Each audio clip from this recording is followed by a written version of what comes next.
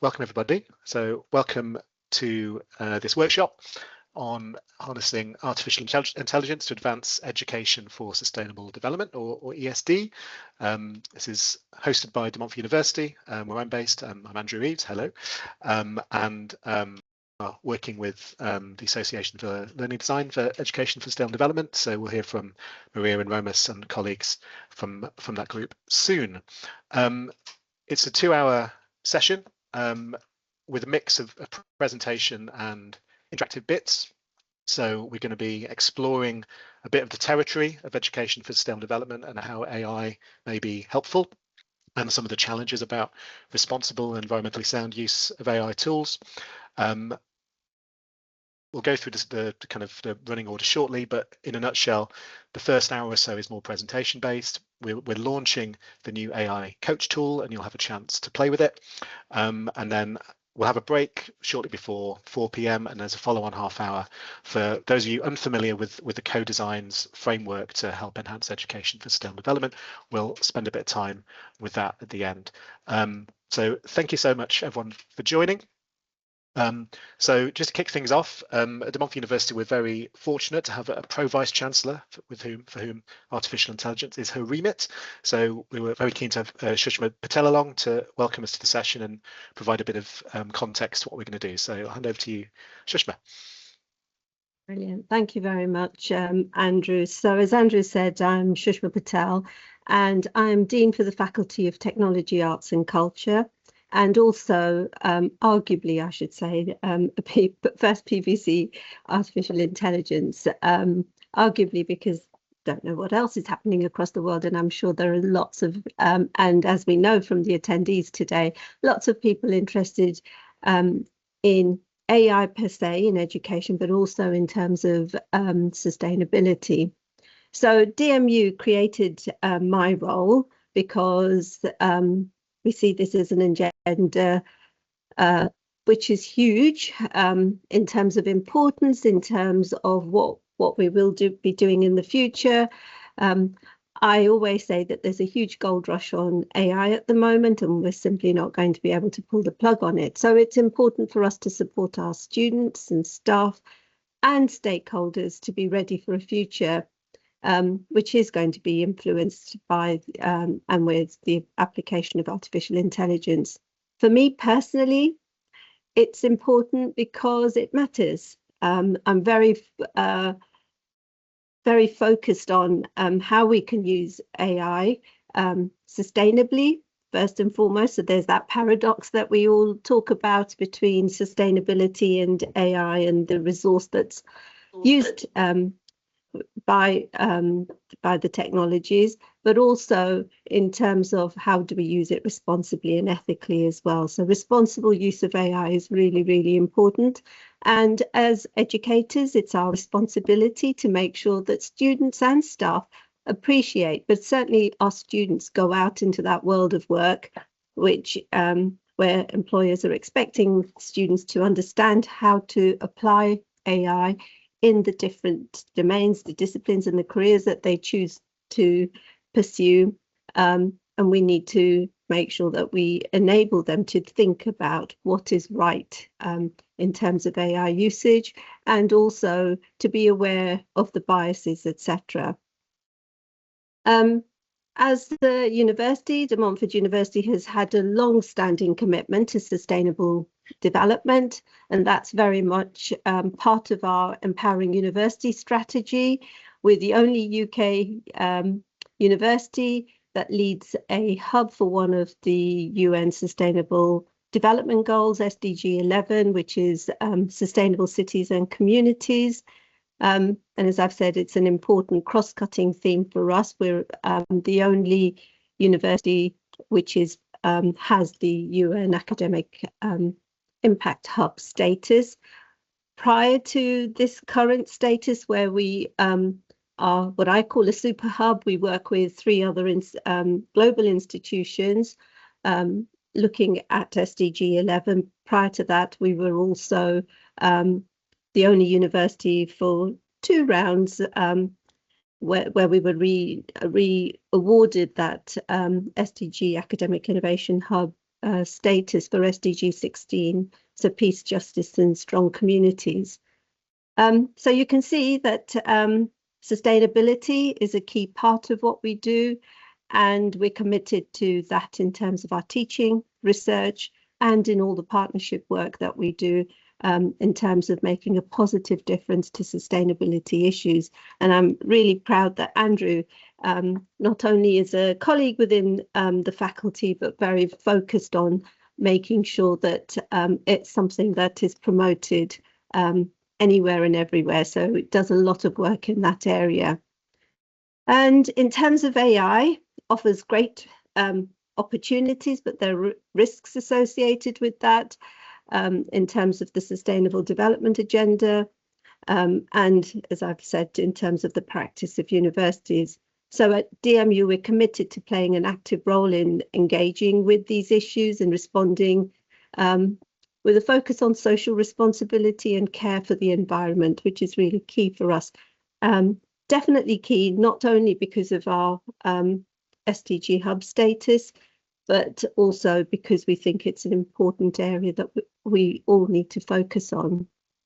In terms of my role and work, some of the issues that I've noted, and I'm sure that you may well come across these, in particular around AI, is the equity of access to the technologies, paid versus free platforms, the veracity of the data, etc., the impact of different regions, and the availability of the technologies and the data aspects, but also the censorship of that, the bias, making sure that staff and students are aware of all of that, the impact of AI on sustainability. We have a long established and very successful campus collective on sustainability, which Andrew is very works a lot in that area and is embedded with and leads on, is one of the key leads in that area. And we've also now set up an AI campus collective. So we want to know what our staff, students and our stakeholders want to discuss around the issues, not only about sustainability and AI. And I hear all the time from colleagues, staff and students and other stakeholders, it's all very well talking about AI, but what about sustainability? So that is a really important aspect for us. And as we know, in terms of education institutions, you know, the conversations that happen around academic integrity and all the other aspects of AI. So we have rich and diverse views from both staff and students on the use of AI in education or not. And that's across all the disciplines that we offer across the university. So really, really pleased that I'm welcoming you to De Montfort University virtually. And thank you also to Andrew and colleagues for setting up this meeting. But welcome to you at DMU in this virtual environment. Very welcome to come and visit us as well. It will provide, I hope, a space for critical discussion and to share tips, practical solutions, and look at tools that will enable us to harness the best of AI to promote sustainability through teaching and learning, but also taking into account the resource use and the ethics of AI applications as well. So welcome and thank you very much for organising this as well. So back to you, Andrew. I'm sorry I won't be able to stay for this, but since it's recorded, I'll be really pleased to follow up on this. I'll stay for a little while because I've got another meeting shortly. So thank you. Back to you, Andrew. Great. Thanks, Shushma. And yeah, welcome all to DMU. There's many folk here from De Montfort, which I'm delighted to see, but also many folk from across the UK and the world, which is lovely. Just to add to Shushma's intro before we get into the interesting stuff, which is sharing all the exciting work from the CoDesignS team. Just to add to that, that for De Montfort, education for sustainable development, ESD, is a big priority, and that is across our taught curriculum and also other opportunities we provide to our students, and development and learning opportunities we provide to our staff.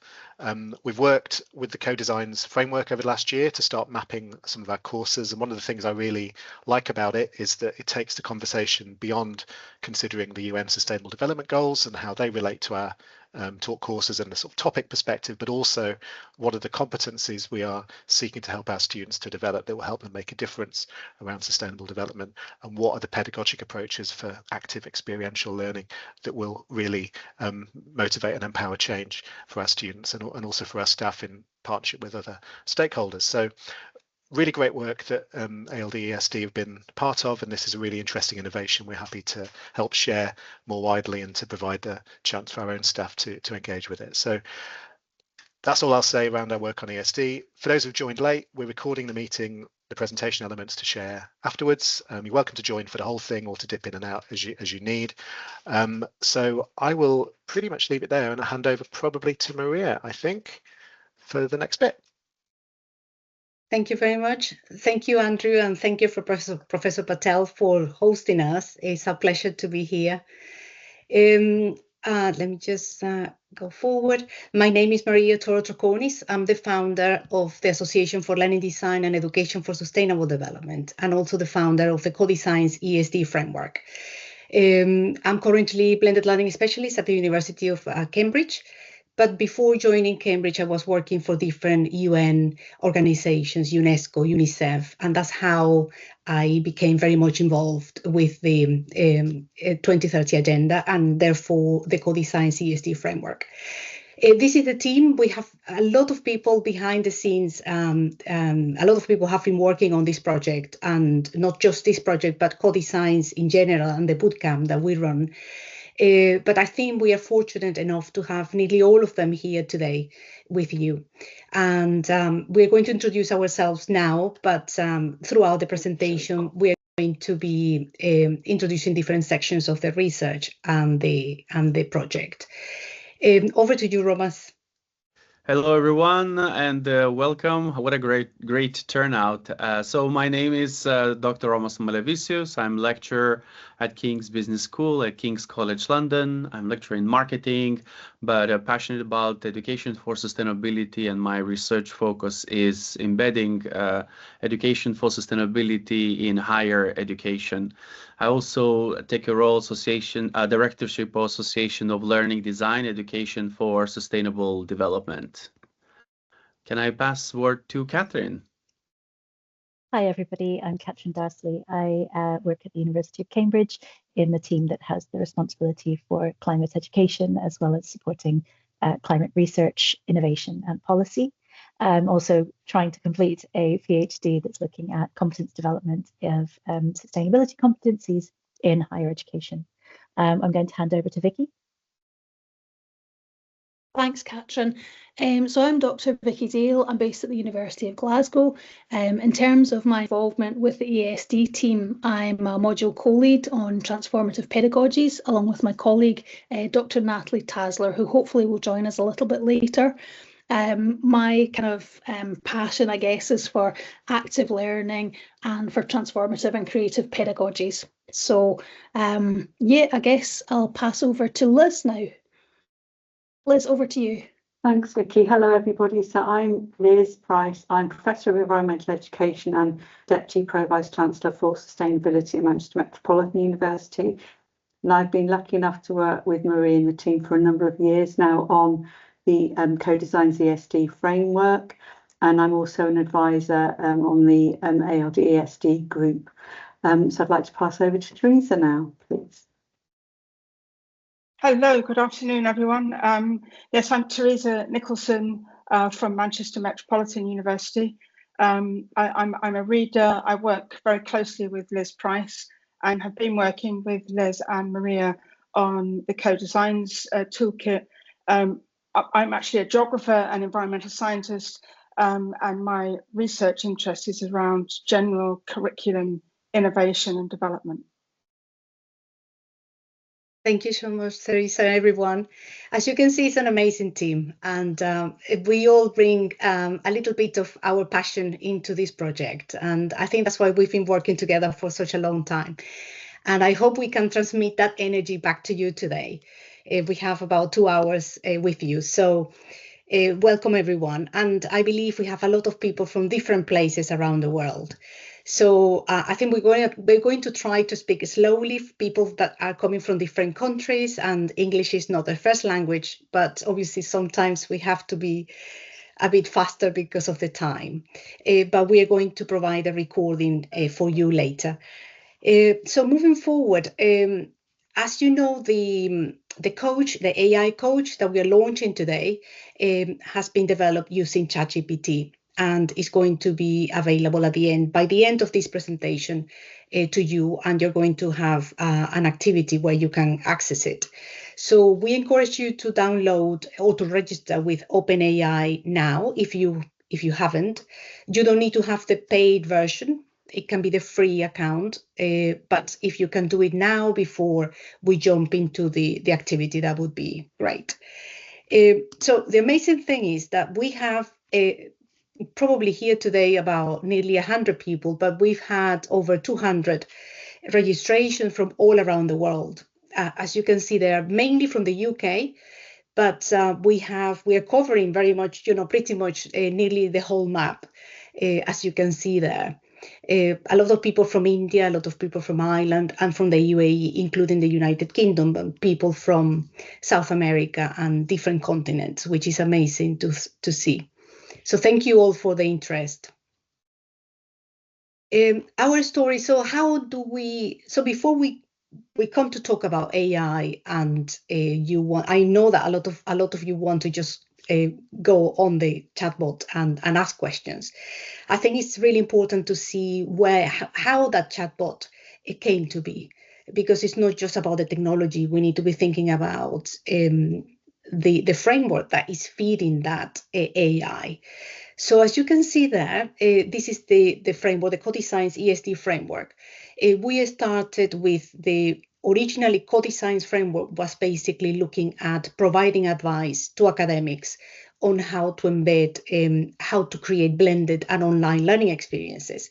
And we started in 2019 with City University College, City University of London, and the Open University, and many other universities at the time.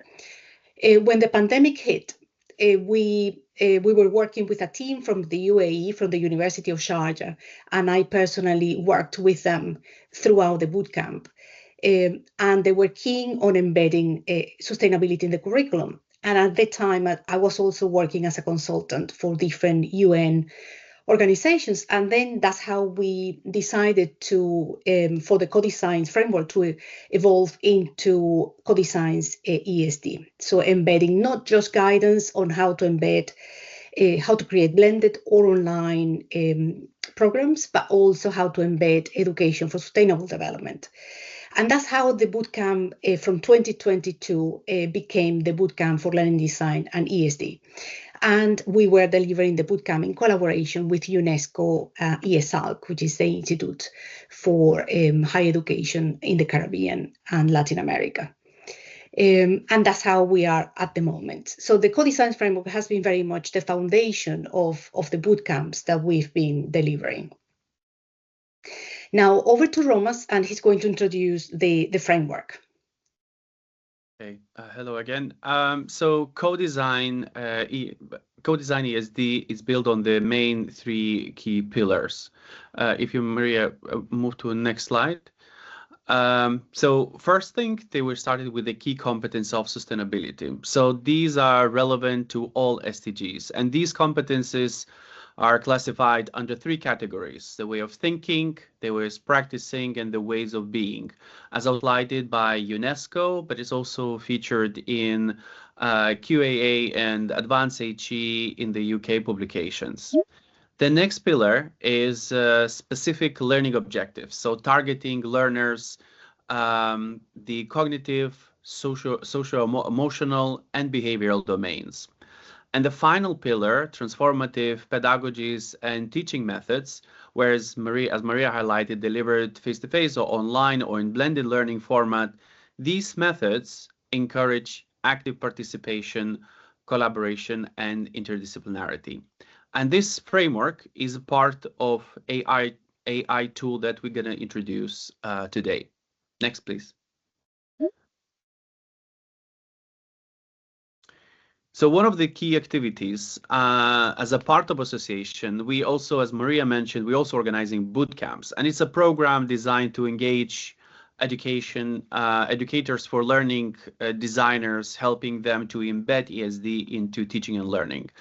And the bootcamp offered the hands-on approach, supported by the mentors and applying CoDesign ESD framework using 6 steps method. Usually teams contains students, academics, and learning designers. We understand that student voices also plays an important part, and each team have to present their work at the end of the bootcamp.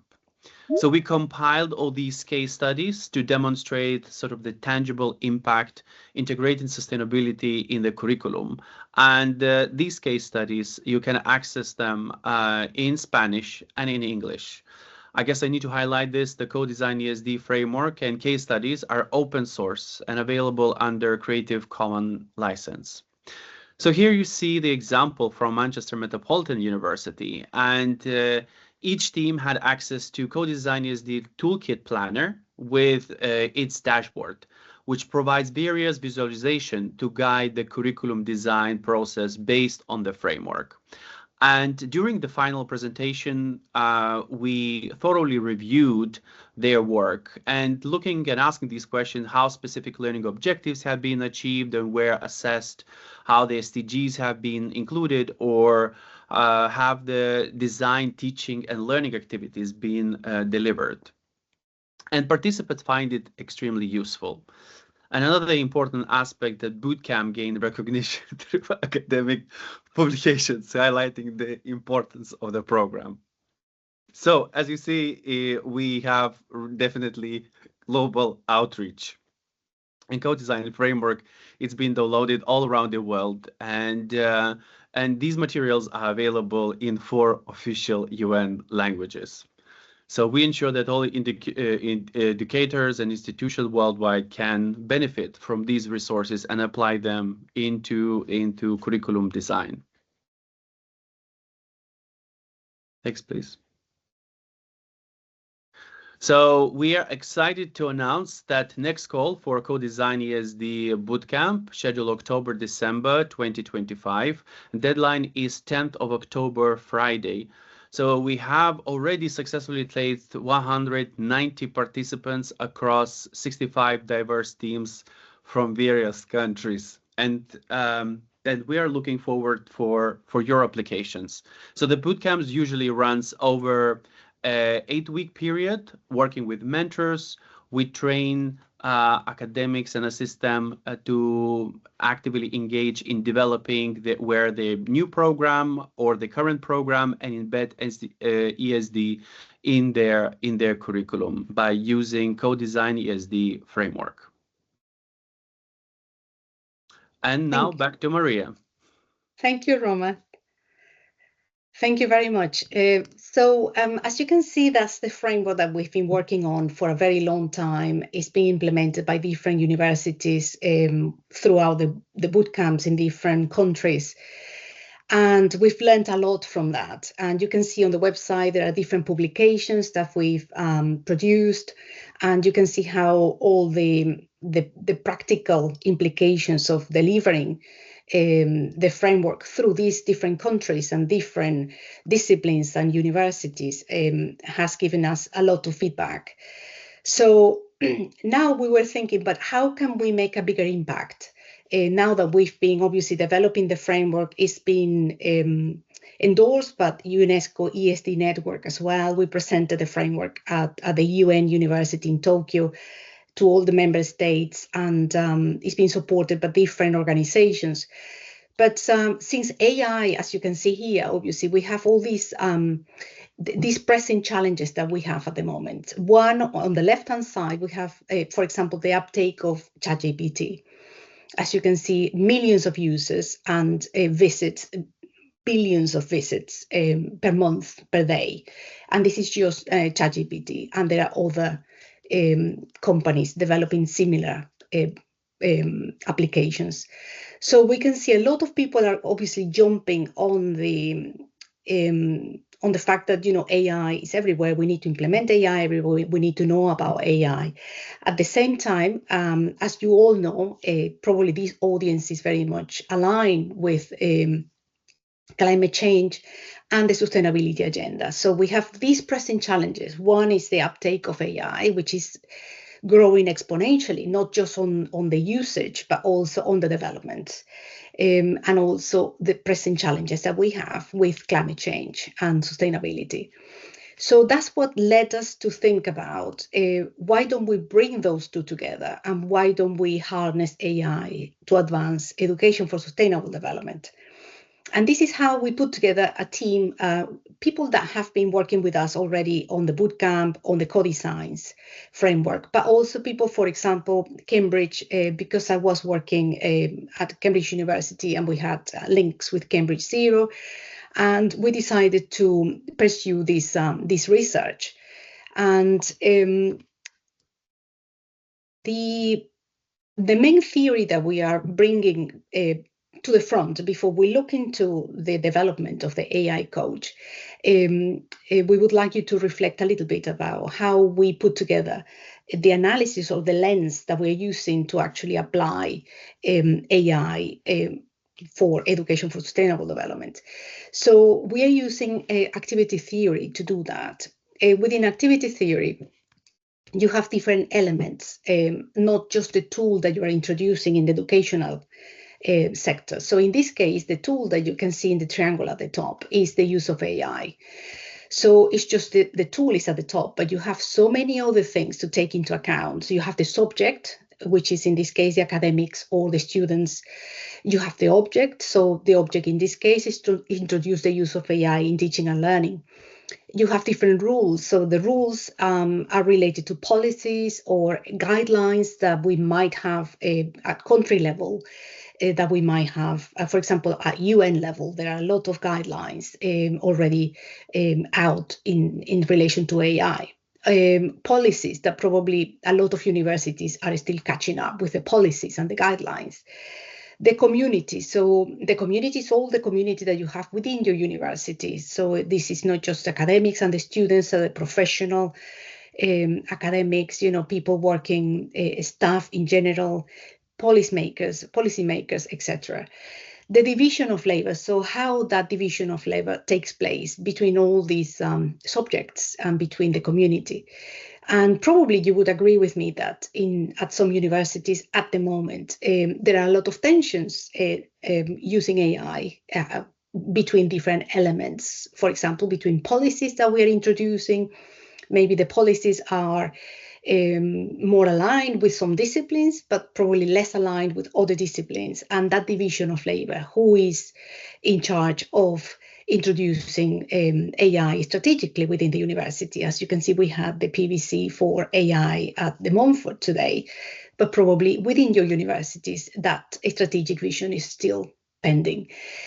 So that's what we use to actually step back and see we're introducing a tool, which is an AI coach, focusing on education for sustainable development, but we need to look at all the different elements that are within that system, and that's what we did.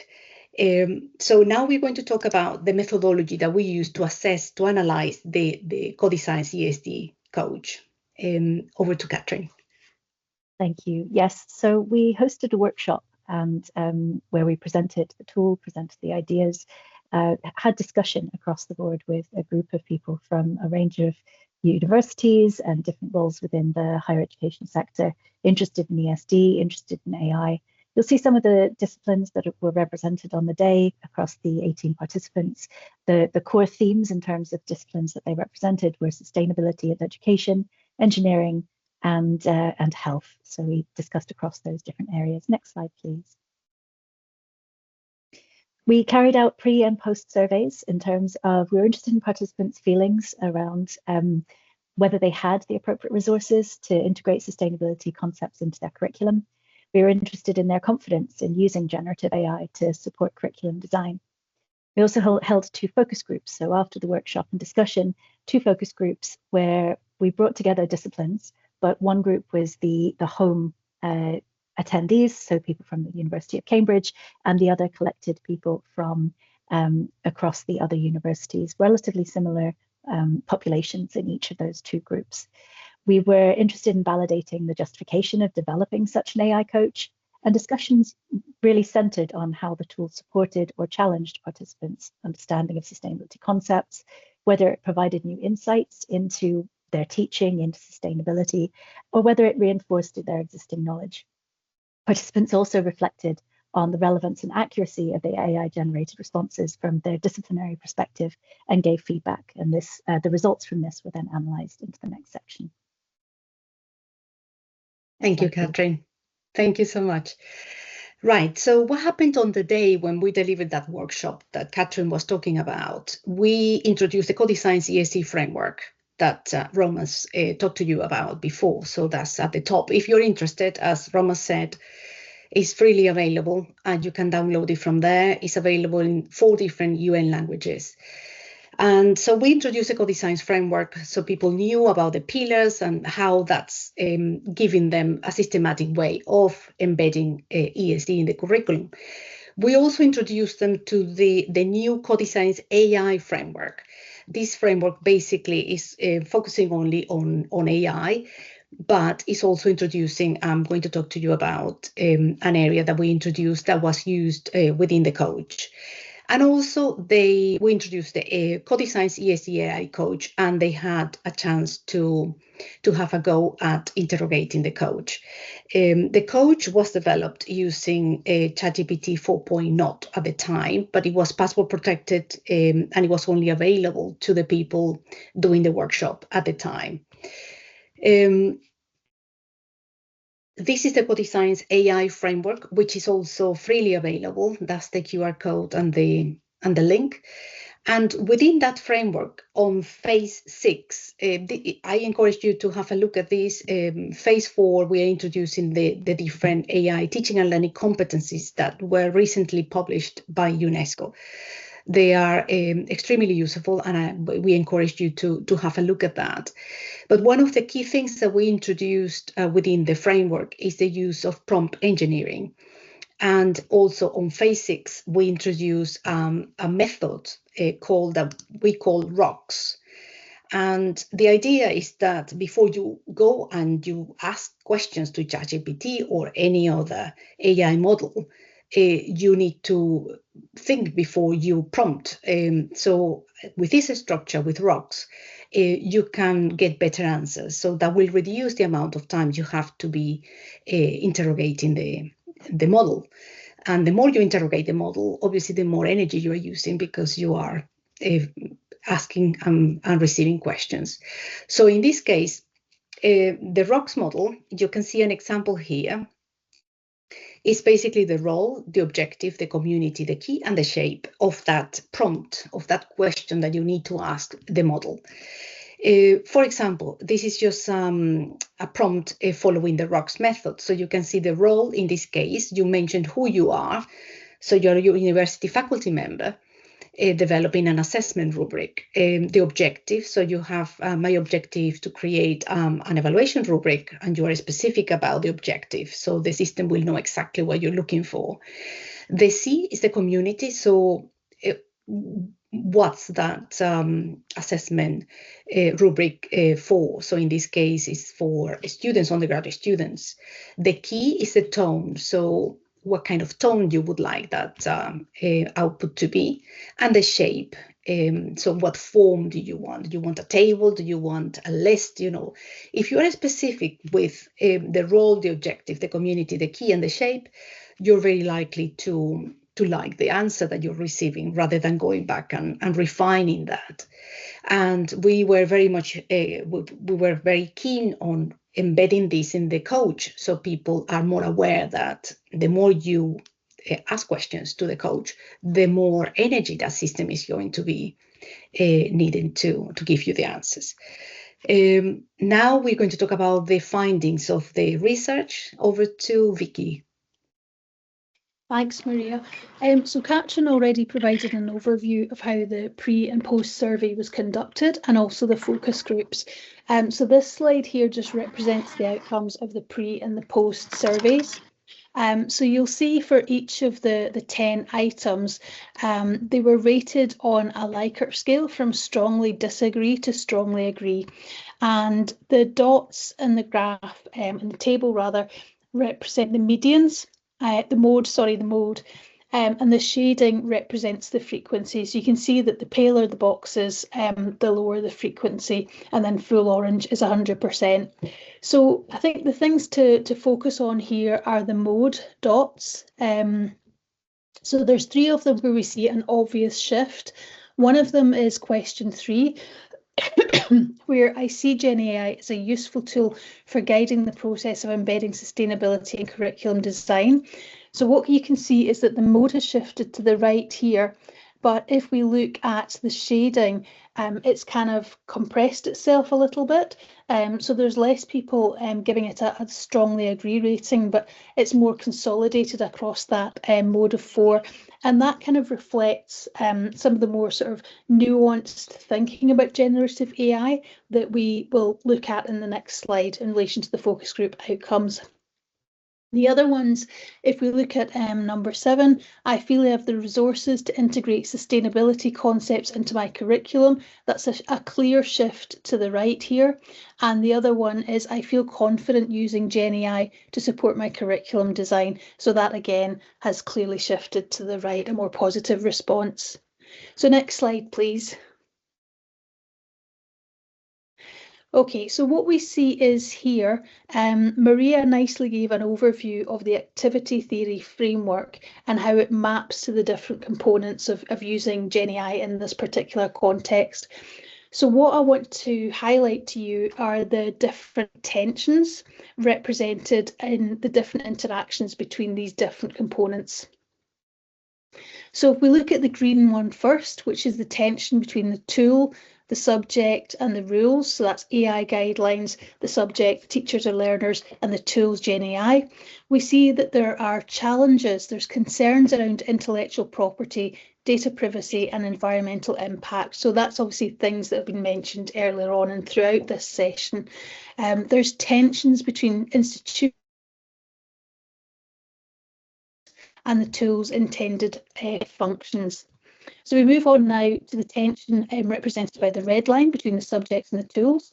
And we can see that there's a difference between newer users of Coach and experienced educators. So newer users valued the structured support, but more experienced educators found the suggestions simplistic or repetitive. And you'll be able to reflect on your own use when you use the tool as well. So users brought different levels of experience, expectations and disciplinary needs, which the tool was not always able to accommodate.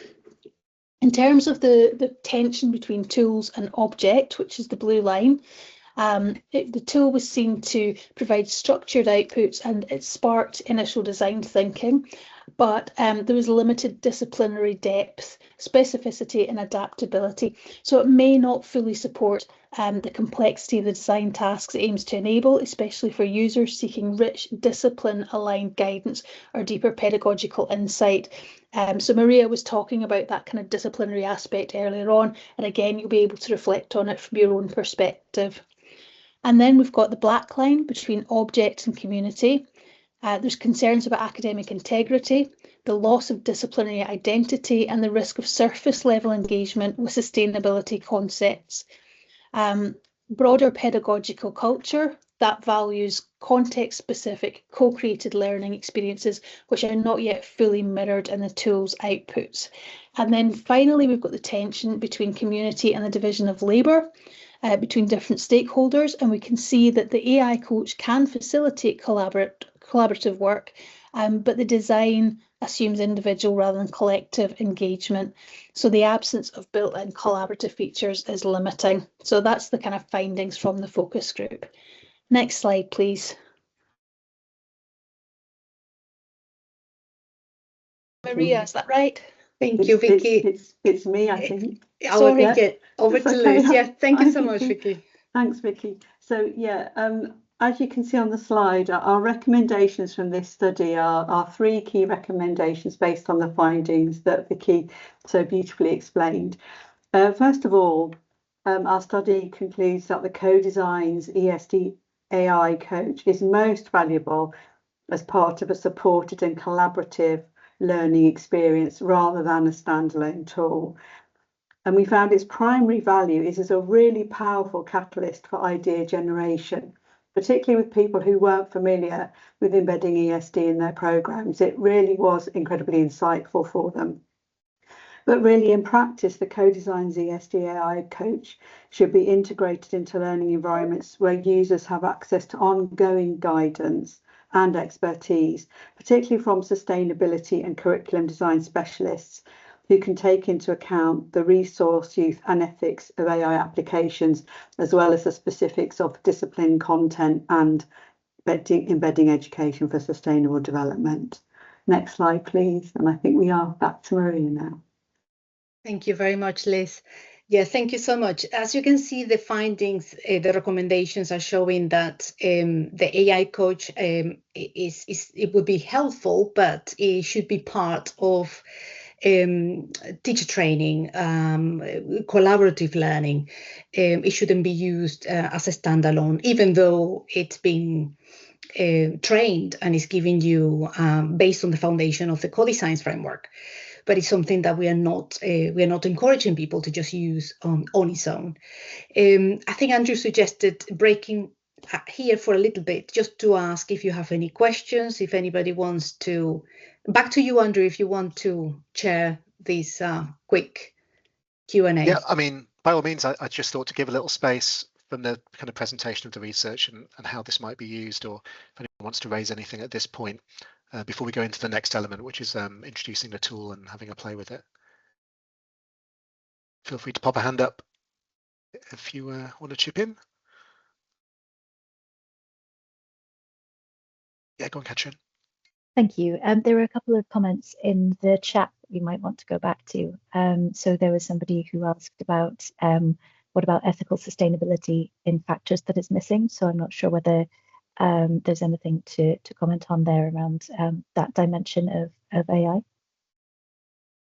Yeah, I mean, in terms of the AI framework, there is a section that is covering the challenges, and one of them is the ethics, biases, and all these aspects of AI. Again, I don't know in what context the question was given, if it's in the context of using the AI coach to embed ESD. As you can see from the recommendations, the idea is that that will be part of, supported by sustainability experts.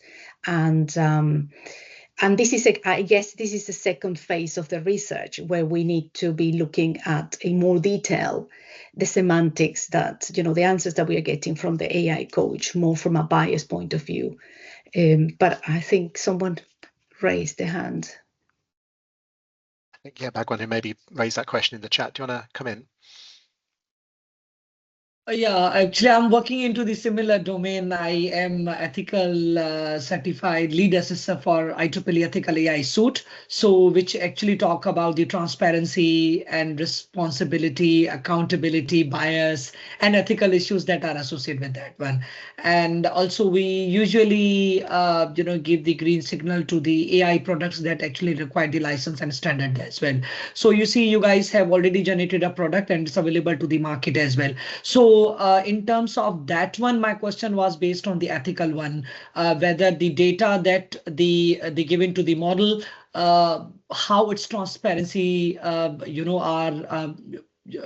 managed, and most importantly, accountability. If anything is happening in terms of, making the mistakes in design, because you see the learning is always associated with the different cognitive levels, and how we are associating with the different levels of learning, different levels of learning outcomes. So I think lots of questions coming into the mind. Maybe I'm getting off track, something like that one. But for now, I just want to make it towards the ethical accountability and over to that one. I'm not going towards the learning and from all the on all other dimensions.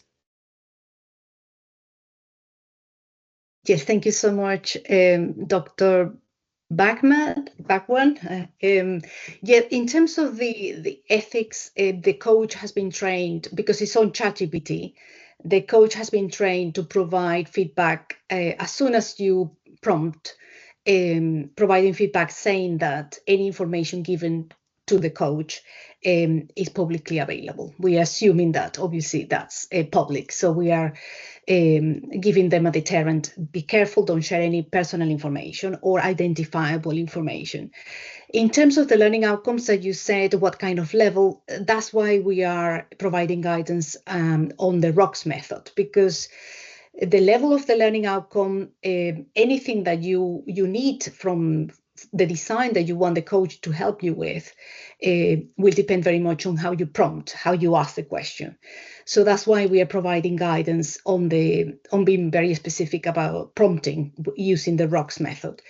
So I hope that answers your question. Yeah, and also we are talking about the sustainability. So more query we will take from the ChatGPT. I think from environmental perspective, it's not sustainable, I guess, because when we are running any ChatGPT query, definitely the carbon emission is there. Of course, machine matters, on which machine you are running the query, on which server your queries are running on, how much the impact of the data is there. So I think that part should also be, maybe, consider that one. However, it was amazing, and I'm really excited to look into the tool. Thank you so much. Yes, that's part of the feedback that you will receive is a prompt.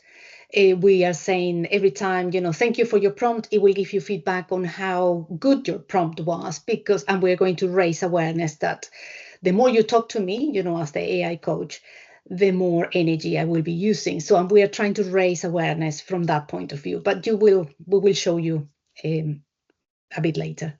Thank you. Okay, maybe we should go on and have a play with the tool then. With that excitement. Thank you so much. Thank you, Andrew, for suggesting a break in here and then having a bit of feedback from the audience. So now we go into the demo. This is led by Teresa. Over to you, Teresa. I'm going to give you a brief demonstration of using the coach. But first of all, I just want to start from the very beginning.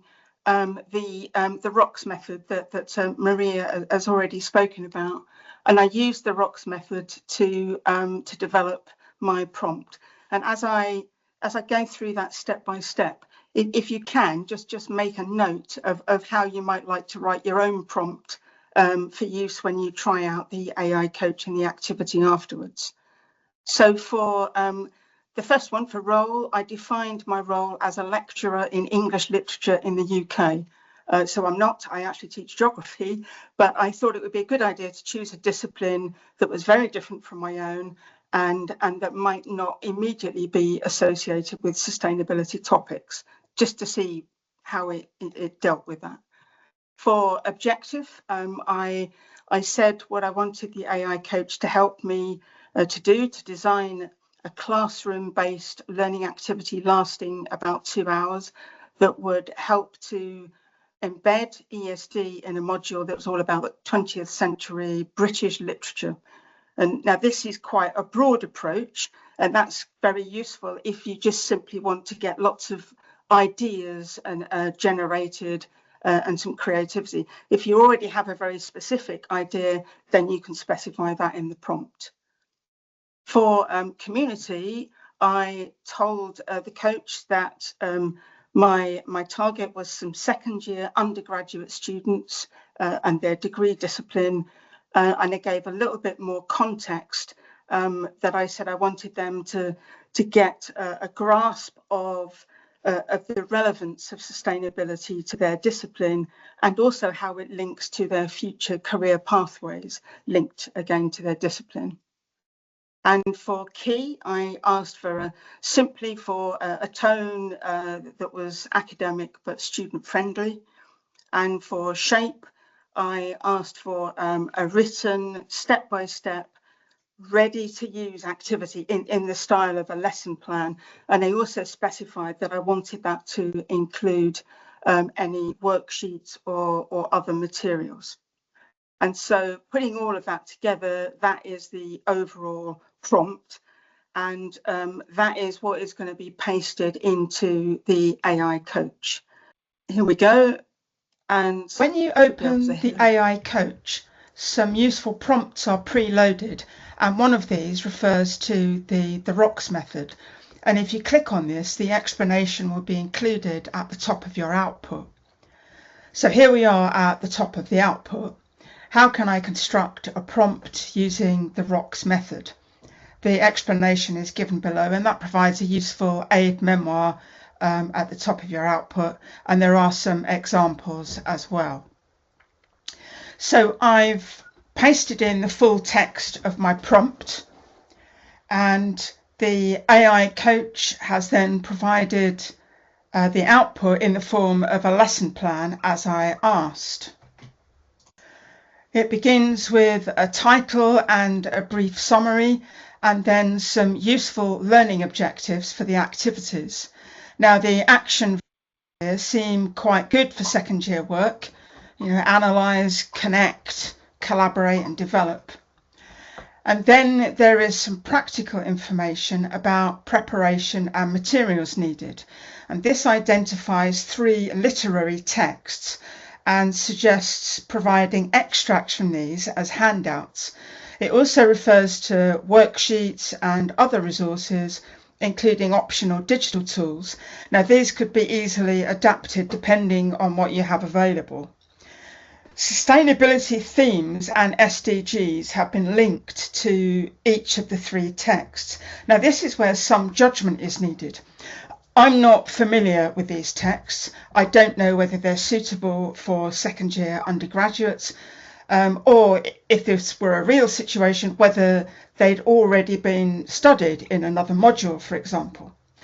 I also don't know if the sustainability challenges identified can be easily reviewed on the basis of a small collection of short extracts, or whether these themes are more subtle and woven in a more nuanced way throughout the texts. So then there is a detailed breakdown of the session with timings. So after a very short tutor-led introduction, I really like the idea early on of an open-ended discussion activity to provide the context for the session. And as well as getting students from the outset to think for themselves, this also serves to gauge students' existing grasp of broad sustainability concepts, so it acts as a bit of a diagnostic. Then there is a group reading and discussion activity around the texts identified, and this touches upon learners' socio-emotional selves, their empathy and values. And in principle, this seems like a really nice second step, but it does make some assumptions about the practicalities of dividing the cohort into 3 groups, and that's something that might need some adaptation based on the local context. There's then a really nice progression from considering the broader sustainability themes within those texts to this next activity where students map their texts to relevant SDGs. And the physical or potentially digital output from this activity, a literary sustainability map, I think that's a brilliant idea for building a resource both within this module and between groups of students, but potentially also across to other modules and different year groups as well. And in an earlier iteration of this prompt, the learning activity at this point suggested a creative rewriting of some of the passages from those texts, adapting them for contemporary sustainability issues.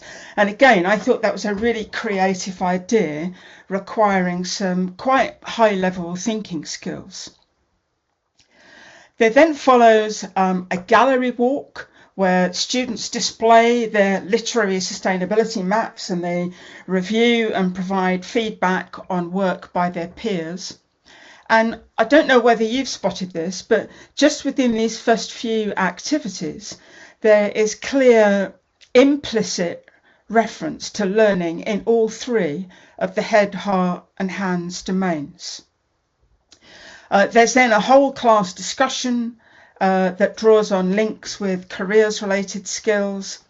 Then a penultimate task, which again I think is quite challenging, to draft a creative concept for a public campaign inspired by their assigned text. And then finally there is a reflection to finish with. So after the kind of core part of the lesson plan, there are then some suggestions for assignments or assessment. There is a list of alignments with different SDGs. And then finally, there is an assessment of the original prompt. Now, this judges the prompt that I entered as being an excellent prompt, but if it isn't, you will be given suggestions as to how to improve it. The AI coach then very helpfully asks if I want anything else done. Would I like the actual student-facing worksheets and handouts to be produced? And after just entering a very brief yes please, it then produces a series of 4 ready to print worksheets for each of 4 of those activities. The initial reading and discussion activity, the SDG mapping activity, the skills and careers pathway discussion, that was the whole class activity, and then finally the creative futures pitch. And you can actually go further than that as well. It will also offer you a PowerPoint slide deck outline, and you can go even further than that and get a downloadable PowerPoint slide deck too. And I think that, in my view, this simple demo, I think shows that the AI coach outputs really align very closely with the CoDesignS ESD framework. I've already mentioned the head, heart, hands learning domains being present there, but when you track back through the activities suggested, it's also clear to see that many of the key competencies for sustainability are also addressed, and the learning activities are largely active and experiential with minimal transmissive teaching. But it's also clear to me that AI coach can't do everything. There were some practical challenges thrown up in some of the suggestions given, and there were also some assumptions made about the suitability of the literary texts. And these things need both expert judgment and some consideration of the local context.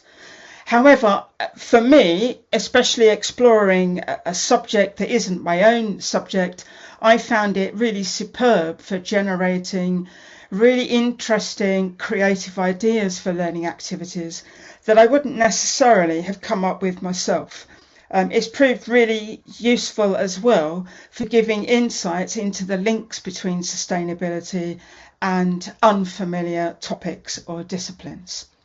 So I'm now going to stop sharing my screen and hand back to Roma, and you should now have the opportunity to try the AI coach out for yourselves.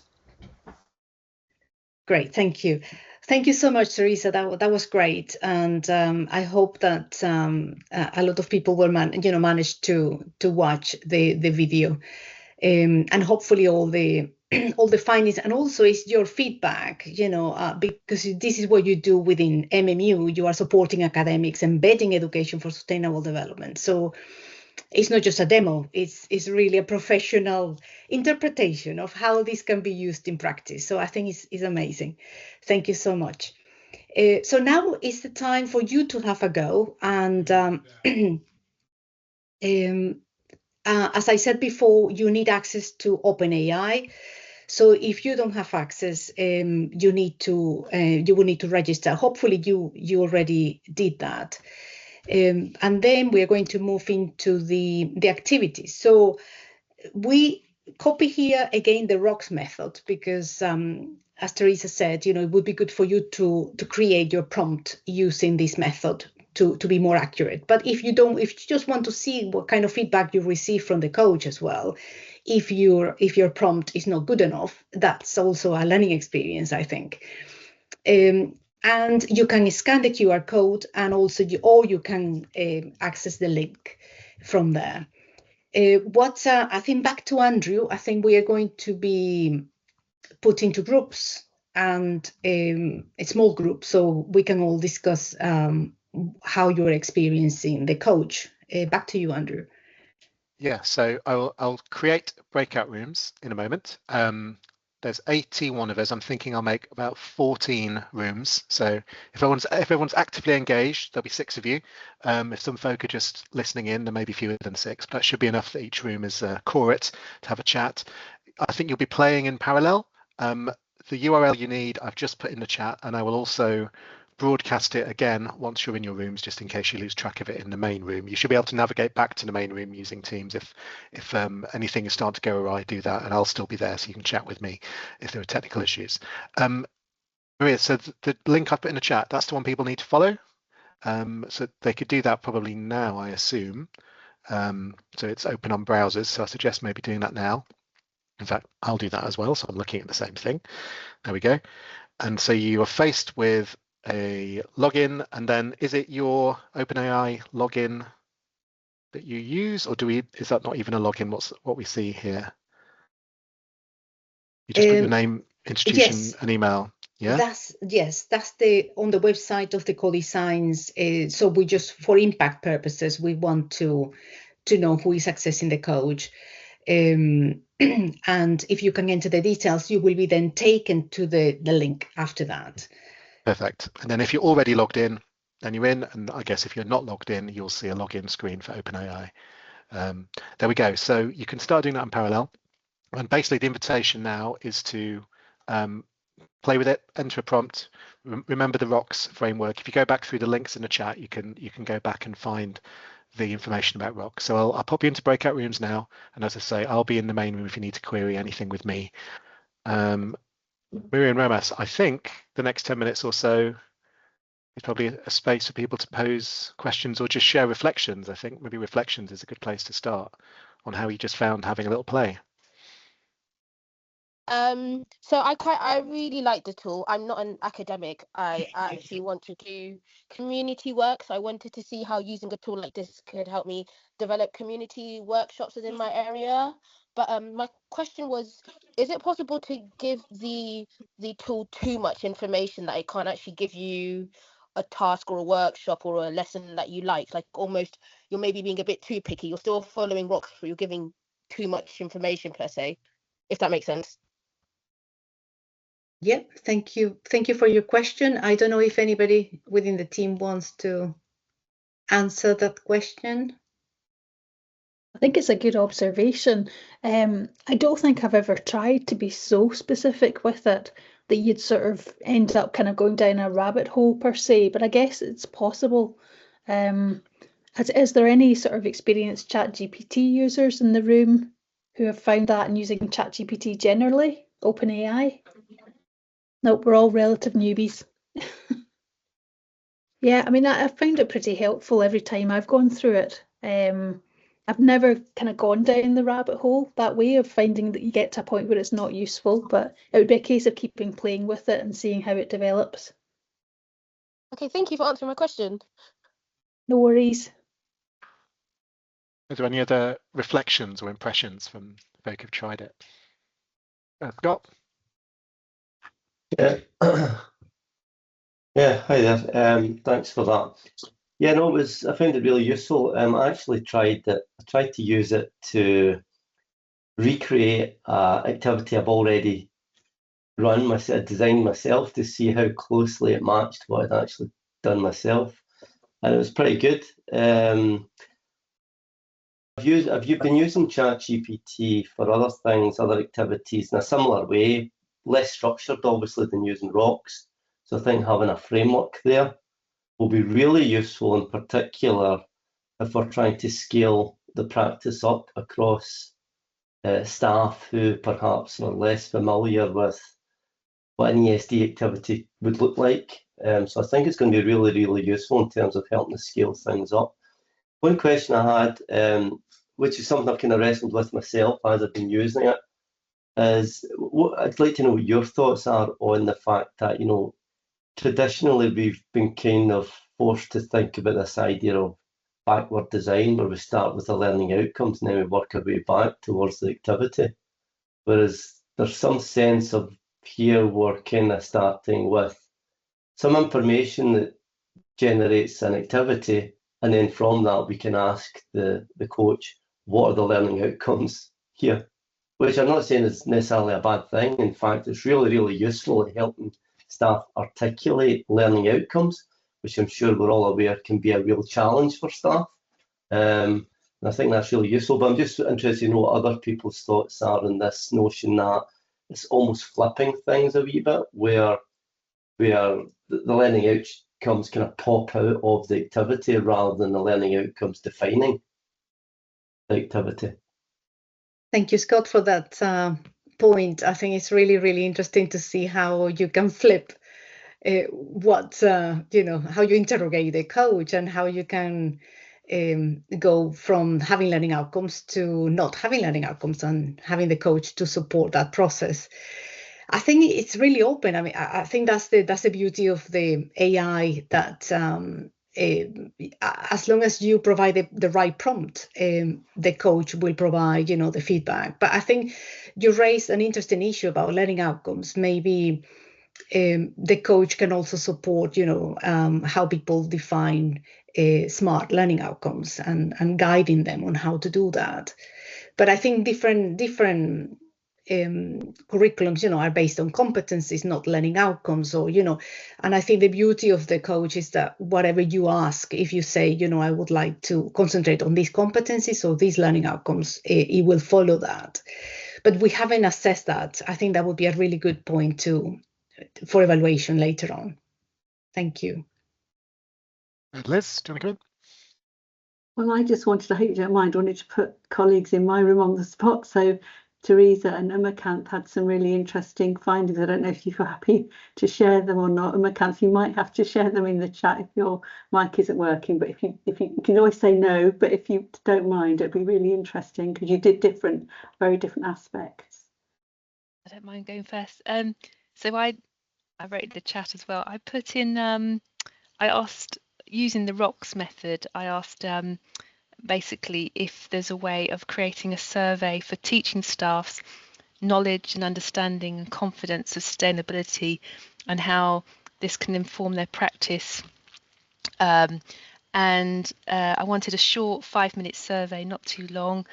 And it's brilliant. It gave me ideas I hadn't thought of. So it actually highlighted, do you want this by different subject disciplines? So do you want it by STEM, arts? And I thought, I hadn't actually thought of that because I just thought of a generic one. So I think it pointed out things that I wouldn't have normally thought about. So, and instantly I got a survey that would have taken hours.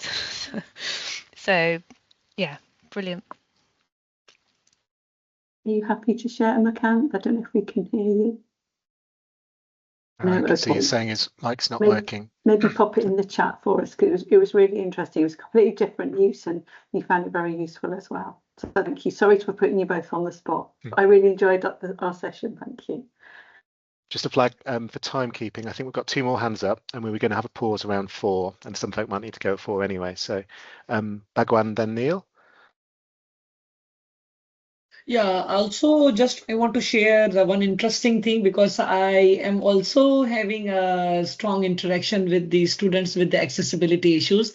So I give some unique prompt to that one, because I am going to design an AI foundational AI course, and my student got accessibility issues in tech. Could you please assist me in that one? So I think I got a really interesting answer on that one as well. So which also help us to explore lots of I think, unattended area, which usually we are not focusing on day-to-day basis. Like, some students are maybe shy, they don't interact closely into the classes, and or maybe some students are overspoken as well. So I think we may adopt the different strategies on that one as well. So I think it's really good in terms of classroom sustainability, not only the sustainability, but classroom sustainability as well. Thanks. Neil, do you want to come in? Yeah, so I did a similar thing. I asked it to basically write something that I already do. And it did a kind of good framework of designing a session, a 15-minute activity, and it did a really good job of mapping it to the framework, to the CoDesignS framework. But I think one of the problems I have is the software I use for this activity is proprietary, so it then hallucinated a lot of stuff about that software. So actually, I'd rather reverse it. I'd rather say, here's an activity I already do. Can you map this, please, to the CoDesignS, the head, the hands, the heart, the SDGs? That would be much, and can you perhaps enhance it? Because the hallucination is a lot of checking for me. Are the commands right? So that was my issue with it. I think, plus the ethics, of course, of building stuff for students with AI, to me, would be, Oxford have said they won't. we should probably do the same. I don't know, just raising that as well. Marienko, do you want to come back before we wrap up, before I look pause? Yeah, thank you, Neil. I think that shows you that, humans, we are still needed there. The coach is just supporting you and sparking that initial conversation. And I think aligned with that, a comment about how we ensure that the responses align with sustainability principles, not greenwashed or shallow referenced. I think that's why we need sustainability experts and curriculum experts to be working alongside the coach. And greenwashed, I think, is for us to really think about how the output of the activity will be implemented. And sometimes, we have to question that. Sometimes if it's greenwashed, not just because of the coach, it's how we are implementing ESD in the curriculum. It's a transformation, and I keep saying that every time we present the CoDesignS. This is not just guiding, this is not just informing, this is transformational. And that's why you as educators, you need to transform the way you live, the way you act. If you don't change, you won't transmit that to your students. This is not just the head, this is the heart and the hands, and we have to lead by example. So we are still needed, and we're very much needed, and that's why this is it should be part of a learning experience. Okay, now our original plan was for a 5-minute pause just before 4, and then a final half hour to kind of provide an intro to CoDesignS and some space for further discussion. So should we have that 5 minutes now? It's been quite a while. So those of you who need to head off, thank you so much for joining. Obviously, you'll get the recording minus all of our engaging chit chat. If you want to come back, keep the conversation going, you're very much encouraged to do so. So should we resume at 5 past just for a short comfort break? Yeah. Okie doke. So see you shortly. Thank you all. See you later. Okay. Well, it's always hard to tell when cameras are off if people are sort of resuming. I often ask for a little wave or similar in the chat window if you're there. But if you are there, welcome back. And yeah, we go. Thumbs. There's a lot of Teams fluent individuals. So yeah, last 20 minutes or so, we'll just, oh, this is gorgeous. We'll just have a little intro to the CoDesignS planner, which some of you will have played with before, maybe used in some depth, others not. So, and we've got, if you're a DMU colleague, we still have a few licenses available that could be nabbed to play with this later this academic year. So you're particularly encouraged to consider it, and if it might be of use to you, and I can sort you out access. So I think, Maria, you're going to lead us through it. Sure, thank you, Andrew. Thank you. Right. Okay. So hopefully you were here when we presented the CoDesignS framework that Romas introduced before. And what we're going to be talking about now is the toolkit planner. So what we did was we created a toolkit to be able to interrogate the design when you put together all the different components of the framework.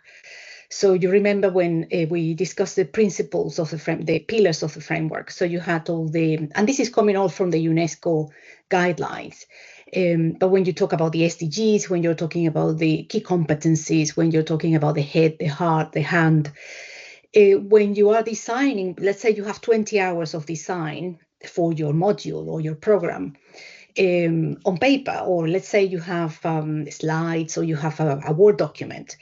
You lose track of how many SDGs have been embedded and where, how many SDGs I'm assessing, if you are aligning the SDGs with specific areas or specific weeks in your design. So this is what we're going to present now, is the toolkit that we developed. And Andrew and his team is, some of you are here today, that you're going to be using at the university. So I think you can see my screen. This is the toolkit. We give you access to each license will have access to a specific area of the toolkit. So in this case, it's for one license. So this is for one program, let's say. So when as you can see on the left-hand side, you have the different sections of the toolkit. You have the introductions, where all the links from the CoDesignS framework are presented, and so on.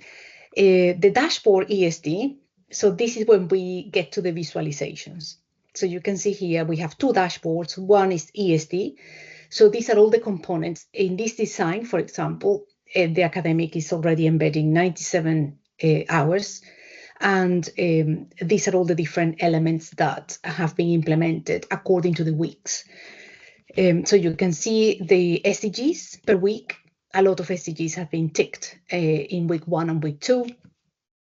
The learning domain, so how the head, the heart, and the hand were implemented in each of the weeks. And then below, you can see the key competencies according to the week. So you can see mostly the blue competencies have been applied in week 1. If you need help remembering the key components, KCS1, what that means, you go back to the instructions and you have all the components there. So you can also filter the design by module, by week, and by learning outcome. So this is the latest version of the toolkit. Oops, sorry. That's the latest version of the toolkit that allows you to design different modules. Using the same toolkit, you can use different modules. You can design different modules for one program. So here you can filter, you can untick any of those boxes, and then the visualizations are going to be changing depending on what you're filtering. So in this case, let me see, I think, yeah, I'll untick some of those. So only for module 1, you can see for module 1, it's 23 hours in the design. And so this is very useful if you are interrogating the curriculum and you want to see how many learning outcomes I've associated with week 1, for example. In this case, this is the second dashboard, and this is mainly for learning design. So in this case, we are showcasing, so one of the key components of the framework, and this is what we've been working with the Open University on, is introducing the learning activity types that they developed. And as you can see, the colors there on the top, the different learning activity types are assimilative. So assimilation is, passive learning.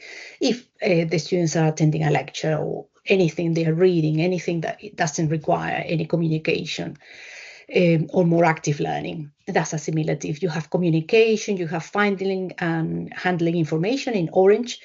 You have blue is practice and green is production. So every time you create your activity in your planner, you map the time allocated to different components. And that's how the toolkit is feeding the information to show the visualization.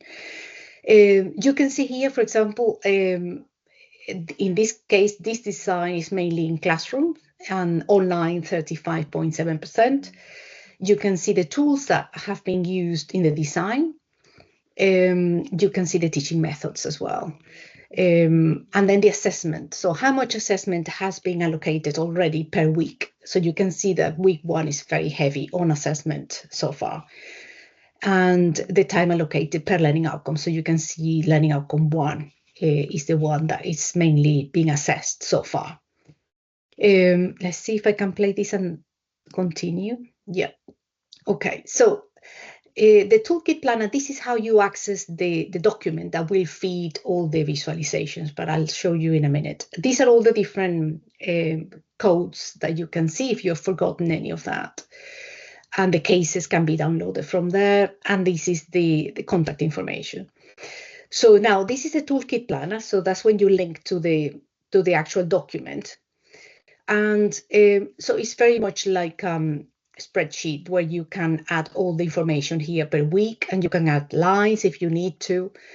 And for example, on the first line, you select the module that you are designing for, module 1, learning outcome, the week that applies to, and then all the components are there if you want to use them. So in this case, we have 12 modules, we have 6 learning outcomes, and then we have 12 weeks. And then you carry on the design that way. You can type the information that you need, as much detail as you want. If you want to just have an overview of your design, you can just type basic information. And then here is where you can map all the different components, the head, the heart, the channels, the tools, the teaching methods, the learning activity types from the Open University. So when you come to the learning activity types, that's when you add the time allocated. So for that specific discussion, 15 minutes assimilative, for example. And that's how you will have your design. So I think I went back here just to show you. So if you update any information on the planner here, so if I add here more time allocated to assimilative work, let's say 200 minutes, 500 in this case, and you go back to your visualization, you refresh that, you will see how the red is getting bigger at the top because you added 500 minutes. So you can see that all the visualizations are updated on the go. So, and this has been very useful for all the teams using. So if you join the bootcamp, you have access to the toolkit planner, which is this planner. And also, for example, the Montfort, you have different licenses that you can use in different modules. Specifically with the bootcamp teams, because that's the closest experience I've had, it's been very, very helpful. A lot of people said that one of them said, which was really interesting, they said the toolkit gave them a common language to discuss how to embed ESD. Now they can say, yeah, we need more of this, we need more of that, and they have the language to be able to communicate that. And the visualizations obviously will help you to interrogate the curriculum and see how much of something you have that you shouldn't have too much of, or as simple as seeing too many SDGs is too much at this stage or something like that. So that's the planner. And as I said, for the Montfort, you have access to each of the licensee will have access to one example, one area like this where you can design your program. And as part of that, we are also launching a self-directed course because now we are launching the CoDesignS ESD AI Coach. And we thought it would be good to provide something where we embed the use of the coach as a supporting mechanism for you to roll out the use of the toolkit. So we're going to be giving you access to that course around mid-October. And also within that, we're going to announce different drop-in sessions that you can join. And the idea is that all the universities using the toolkit have the option of joining that drop-in session, let's say on a Friday. We haven't decided yet, but I think probably on a Friday, where people from the Montfort can join, maybe people from MMU or other universities, and then having that community of practice there as well. If you're interested, I know that this session was mainly for the Montfort, but we opened the session. Maybe people from outside the Montfort is here, and if you're interested in the toolkit planner, you can find out more scanning that QR code or that link. And yes, so if you have any questions, I will be very happy to answer them. Thanks, Maria. Well, we've got 10 minutes, and I guess there's probably any immediate questions around the toolkit planner that we could pick up, and I think there's also probably lots of thoughts bubbling around, or that we could refer to from the chat that we might also pick up from the session as a whole. So, pop a hand up if anyone wants to chip in. Yeah, Ross. Oh, hi. Yeah, I just went through the to see the planner, and I noticed that you have to buy a bundle of at least 3, and I'm wondering, as an individual academic, where I know my university won't fund me, if I can just buy a license for myself, a single license. Yes, I think at the moment it's starting. I think from 3. I can't remember. Yes, that's what it's got. Yeah, 3, and that's why I was kind of thinking if you made the availability for individuals as well, because universities, well, everywhere are really strapped for cash, and so trying to persuade even expenditure of £690 is can be a challenge. Right. Well, if you drop us a line, that's the email. Drop us a line and explain your case, and this, we are not for profit, so we are always here thinking about ways of obviously sharing with the community and allowing people to access and so on. So please send us an email. Okay, thank you. Thank you. Neil's got a hand up, and I think maybe David's question from the chat we could go to after that. But do you want to go, Neil? Yeah, just picking up on what we said earlier. So I've used the tool to kind of do this bit, in a very quick way. So I've given it a curriculum and said, can you help me with the mapping, and can you enhance it and rewrite it? It's done a really good draft, actually. So I'm using it in a slightly different way, but it has worked. It has worked nicely in suggested areas and done the mappings and talked about the head, hands, heart within some existing text, which is great. Yeah, that's what we're trying to do. Brilliant. Thank you, Neil. That's exciting. It would be great Maria. No, it would be great to see how you can then replicate that into the toolkit and see how the visualizations show. Thank you. Actually, I've got a question, and I'll come to David's. The question I had was, could you just explain to us, because it didn't quite come out in the presentation, around the training? So how is it different, how the tool has been developed and trained, compared to if we just put these questions to ChatGPT? Could you clarify that a bit? Yeah, so initially the first training was using all the framework, and then also interrogating the coach a lot and receiving feedback about all the hallucinations that we were receiving to begin with. We were basically educating the coach, this and trying to provide prompts so that the hallucinations, but also any biases, ethical issues, that's the kind of how we've been educating the coach. But the foundation of the coach is the CoDesignS ESD framework, and also the cases that we have a lot of cases that are on the website, the CoDesignS website, from different universities.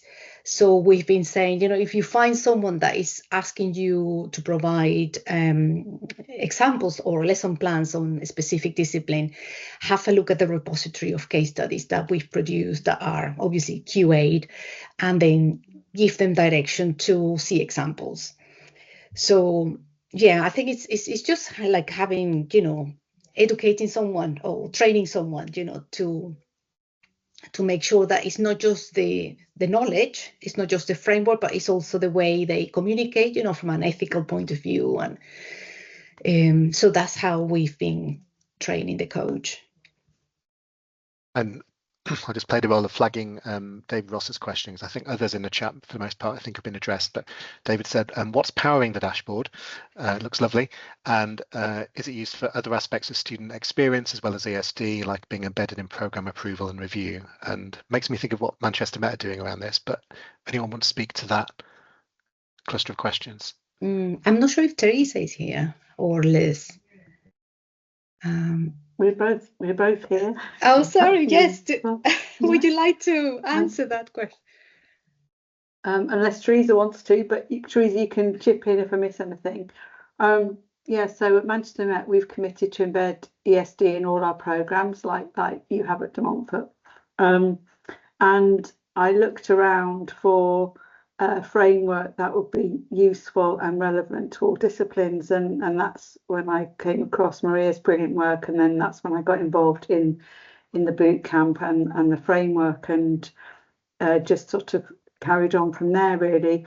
And we use the framework as our preferred process in the university, because it's very clear to colleagues that there are 3 ingredients that they need to include, but then really it's up to them in terms of their discipline to how they do that. So we kind of use a coaching model to encourage people to think about how they use it, and we use that to audit what's in our programs throughout the university. So we found it incredibly helpful. Teresa, I don't know if you want to add anything to that. Only just to add that I think a lot of colleagues that that don't have the background in ESD, they find the whole concept of ESD a bit nebulous, and I just think that's where, what Liz just said, the 3 ingredients, it just creates that, a really clear structure, a really clear framework. And I think Liz should very briefly tell us about the cake. Oh no, that's really naff. Sorry. Yeah, It's very good actually. Maria uses the term pillars, and I say ingredients. So key competencies for sustainability, learning objectives for the SDGs, focusing on head, heart, hands, and transformative pedagogies. And I say, if you want a cake, you've got to have 3 ingredients. If you've only got, and that's ESD, if you haven't got the 3 ingredients, you haven't got ESD. It's not just the SDGs in a tick box. You've got to have all 3, or you haven't got your cake. If you've got 2 ingredients, you've got a meringue, and if you've got 1 ingredient, you've got a fried egg. We're not interested in those. We're interested in cakes. So it's very cheesy, but it seems to resonate with people that you've got to have those 3. And what I love about the framework is that it distills sector best practice. So it distills the QA advanced HE guidance really nicely. It distills all the literature and all the work that has gone behind it. And I like simple, straightforward things that then you can use to launch to do really fantastic things and empower people to do brilliant things in their own right. And so that's why I'm a fan of the framework. Don't know if that answers the question or not. I think one of these days we will have a practical demonstration. No, I'm not a very good cook, because you need more than 3 ingredients for a cake, but You need a vegan option as well, Liz. That's exactly what I was thinking. My head was turning about 2 and 1 ingredient vegan equivalents. Anyway, it just it resonates with people. Though, if you say no, sorry, what you've got there is a fried egg, in the nicest possible way, it kind of does resonate with them. Absolutely. Okay, well, perhaps it's time to draw things to a close, unless there's any final comments or questions.